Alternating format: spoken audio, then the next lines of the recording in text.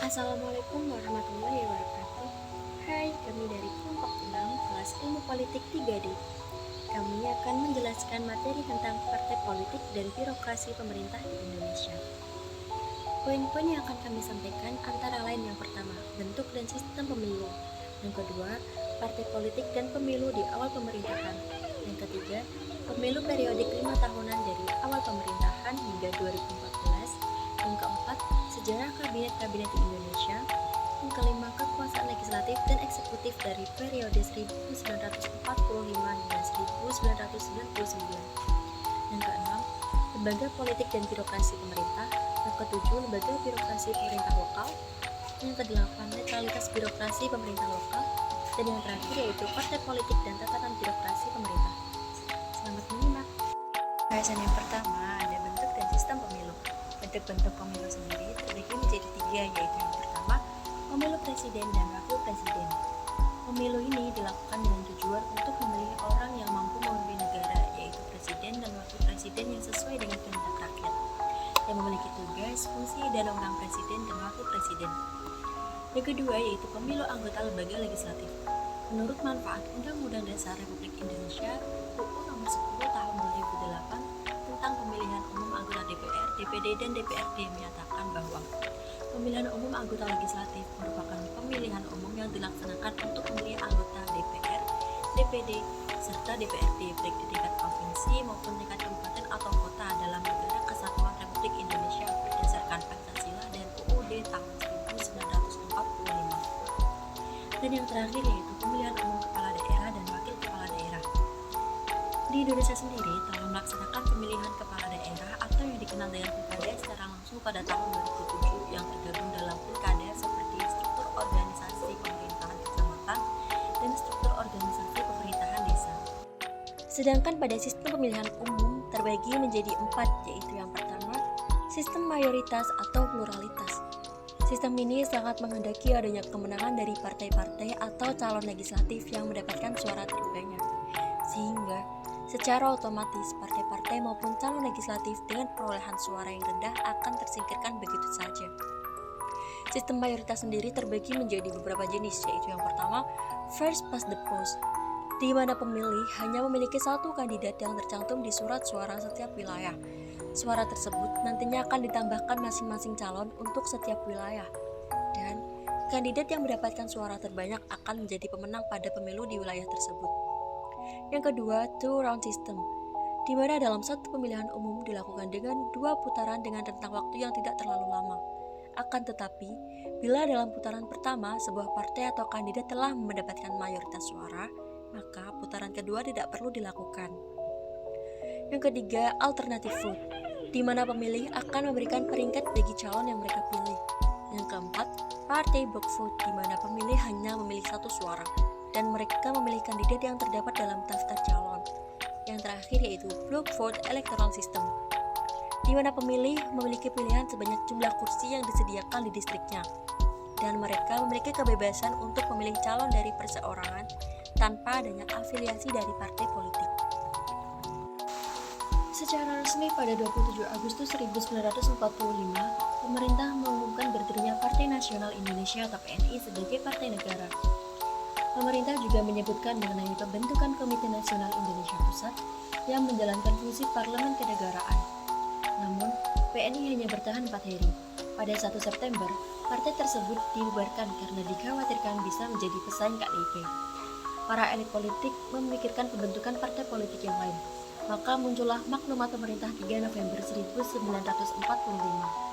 Isi dari maklumat tersebut adalah anjuran agar masyarakat membentuk partai-partai politik dalam rangka memperkuat perjuangan, mempertahankan kemerdekaan, dan menjamin keamanan masyarakat. Berikut partai politik baru setelah dikeluarkannya Maklumat Pemerintah sebagai bagian dari proses pembentukan partai politik di awal kemerdekaan. Yang pertama ada Partai Majelis Syuro Muslimin Indonesia atau Masyumi, yang kedua Partai Komunis Indonesia atau PKI, yang ketiga Partai Buruh Indonesia, yang keempat Partai Rakyat Jelata, yang kelima Partai Kristen Indonesia atau Parkindo, yang keenam Partai Sosialis Indonesia, yang ketujuh Partai Rakyat Sosialis, yang kedelapan Partai Katolik Republik Indonesia, yang kesembilan Partai Rakyat Marhain Indonesia atau Permai, dan yang terakhir yaitu Partai Nasional Indonesia atau PNI. Pemilu di masa parlementer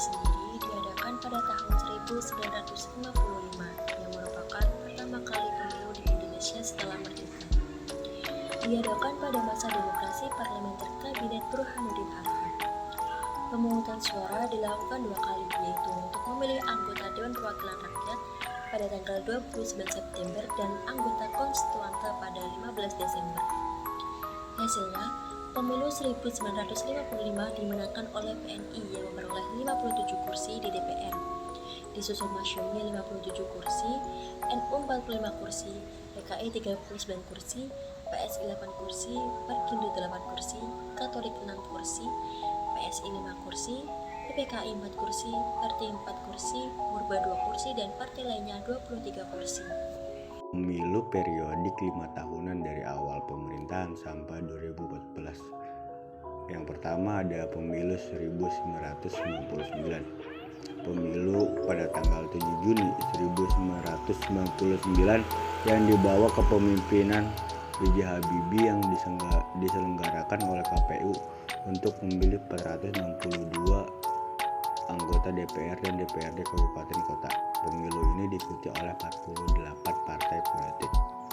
Selanjutnya ada pemilu 2004. Pemilu yang diselenggarakan pada 20 September 2004 yang dimana menjadi pemungutan suara pertama kali yang terjadi dalam sejarah Indonesia. Pada pemilu tersebut, Susilo Bambang Yudhoyono dan Yusuf Kala terpilih menjadi presiden dan wakil presiden dengan jumlah suara 69.266.350.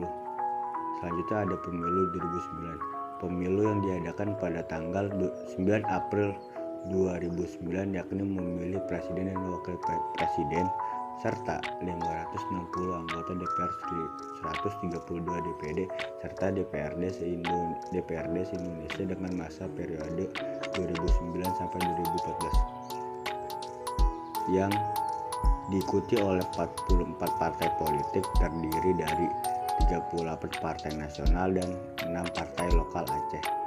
Selain itu ada 3 kandidat presiden dan wakil presiden yakni Soekarno Putri dan Prabowo, Yusuf Kala dan Wiranto, dan SBY dengan Budiono. Hasilnya dimenangkan oleh SBY dan Budiono. Selanjutnya ada pemilu 2014. Pemilu yang diselenggarakan 9 April 2014 yang diikuti oleh 2 pasang capres dan cawapres yakni Prabowo dan Hatta Rajasa serta Jokowi dan Yusuf Kala. Pemilu yang diikuti 12 partai politik dan 3 partai lokal Aceh. Pemilu diselenggarakan secara terpisah saat Pileg 9 April 2014 dan 3 bulannya setelahnya 9 Juli 2014 untuk pemilihan capres dan cawapres. Sejarah kabinet di Indonesia. Yang pertama ada masa pemerintahan Soekarno. Pada masa pemerintahan Soekarno terbagi menjadi beberapa era, yakni era revolusi, era demokrasi liberal, dan era demokrasi terpimpin. Di era revolusi ada kabinet Syahrir, kabinet Hatta, dan kabinet Amir Syarifuddin. Ada di era demokrasi liberal itu ada kabinet Susanto, kabinet Halim, dan kabinet Nasir. Selanjutnya ada kabinet Juanda, dan yang terakhir itu kabinet Burhanuddin Harahap. Selanjutnya ada di era demokrasi terpimpin ada Kabinet Kerja 1-4, Dwi Kora 1-3, dan Ampera 1-2. Yang kedua ada masa pemerintahan Soeharto. Ketika menjadi presiden ada 6 orang wakil presiden yang mendampinginya di setiap masa dengan nama Kabinet Pembangunan 1-7. Yang ketiga ada pemerintahan B.J. Habibie. Pemerintahan Presiden Soeharto berakhir ditandai dengan reformasi pada 21 Mei 1998 dengan membuat B.J. Habibie dinaiki statusnya dari wakil menjadi presiden yang ditandai dengan Kabinet Reformasi Pembangunan. Selanjutnya ada masa Abdurrahman Wahid. Pada masa pemerintahan Abdurrahman Wahid atau yang sering dikenal dengan Gus Dur dan wakil presidennya Megawati Soekarno Putri, kabinet yang dibentuk pada masa pemerintahannya itu adalah Kabinet Persatuan Nasional. Selanjutnya ada masa pemerintahan Soekarno Putri. Pemakzulan Gus Dur pada 23 Juli 2001 membuat posisi presiden diisi dengan Megawati Soekarno Putri yang sebelumnya menjadi wakil yang dinamai dengan Kabinet Gotong Royong. Selanjutnya ada masa pemerintahan Susilo Bambang Yudhoyono. Pada masa pemerintahan Susilo Bambang Yudhoyono menjadi presiden yang dimana menjadi sejarah pertama kali sebagai presiden yang dipilih secara langsung melalui TPU dengan masa periode 2 kali dengan wakil presiden Yusuf Kala dan setelahnya yakni Budiono. Pada masa Susilo Bambang Yudhoyono dibentuk dengan Kabinet Indonesia Bersatu 1 dan 2. Kekuasaan legislatif dan eksekutif dari periode 1945 sampai 1999. Yang pertama 1945 sampai 1949. Pada periode ini, sistem pemerintahan demokrasi Pancasila seperti yang diamanatkan oleh Undang-Undang Dasar 1945 belum sepenuhnya dapat dilaksanakan karena negara dalam keadaan darurat dalam rangka mempertahankan kemerdekaan. Misalnya, Komite Nasional Indonesia Pusat atau KNIP yang semula berfungsi sebagai pembantu presiden menjadi berubah fungsi sebagai MPR. Selanjutnya 1950 sampai 1959. Presiden menganggap bahwa keadaan ketatanegaraan Indonesia membahayakan persatuan dan kesatuan bangsa dan negara, serta merintangi pembangunan semesta berencana untuk mencapai masyarakat adil dan makmur. Sehingga pada tanggal 5 Juli tahun 1959 mengumumkan dekret mengenai pembubaran konstituente dan berlakunya kembali Undang-Undang Dasar 1945 serta tidak berlakunya UUDS 1950. Periode selanjutnya tahun 1959 sampai 1965. Pada periode ini sering juga disebut dengan Orde Lama. Undang-undang dasar yang digunakan adalah Undang-Undang Dasar 1945 dengan sistem demokrasi terpimpin. Menurut Undang-Undang Dasar 1945, Presiden tidak bertanggung jawab kepada DPR. Presiden dan DPR berada di bawah MPR. Kemudian yang selanjutnya periode 1966 sampai 1998. Periode ini dikenal dengan sebutan pemerintah Orde Baru. Dalam pelaksanaannya, sebagai akibat dari kekuasaan dan masa jabatan presiden tidak dibatasi periodenya, maka kekuasaan menumpuk pada presiden sehingga terjadilah penyalahgunaan kekuasaan. Dengan tumbuh suburnya budaya korupsi, kolusi, dan nepotisme, kebebasan bicara dibatasi, praktek demokrasi menjadi semu. Lembaga negara berfungsi sebagai alat kekuasaan pemerintah. Saya menjelaskan tentang lembaga birokrasi lokal. Birokrasi lokal ini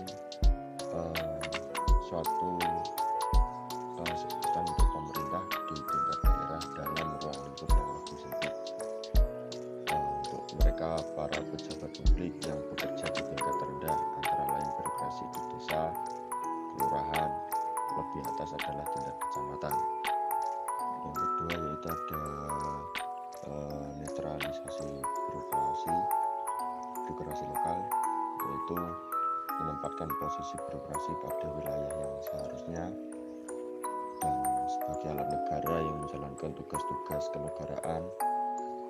Dan netralis birokrasi ini merupakan prinsip yang harus diwujudkan dalam rangka mengembalikan peran birokrasi sebagai abdi negara dan masyarakat sebagai public servant.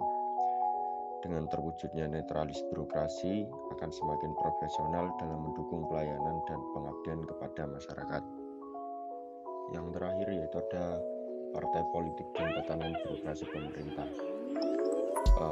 Proses terbentuknya sebuah partai politik ini dibentuk dari kesadaran masyarakat mengenai perlunya wadah yang mempunyai memediasi relasi antara pemerintah di satu pihak dan masyarakat pihak lain. Makna terpenting dalam partai politik ini adalah sarana bagi ekspresi kepentingan masyarakat dalam asosiasi sedemikian luas, serta sarana yang digunakan untuk kepentingan sosialisasi kebijakan pemerintah, contohnya untuk mewadahi suatu aspirasi, yang tidak hanya mewakili kepentingan partai itu sendiri. Demikian pula pencapaian atas kepentingan wakil-wakilnya secara mayoritas.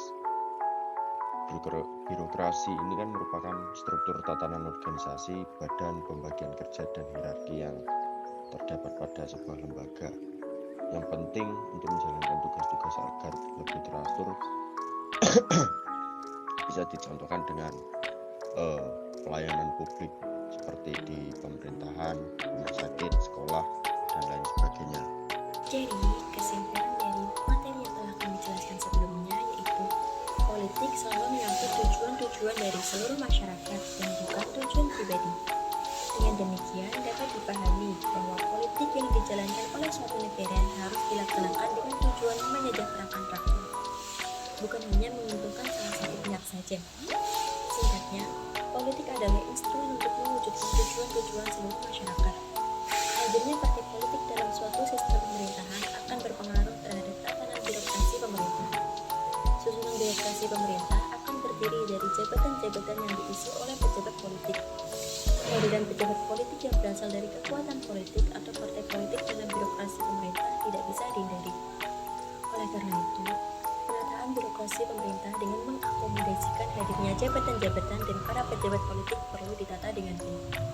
Cukup sekian dan terima kasih.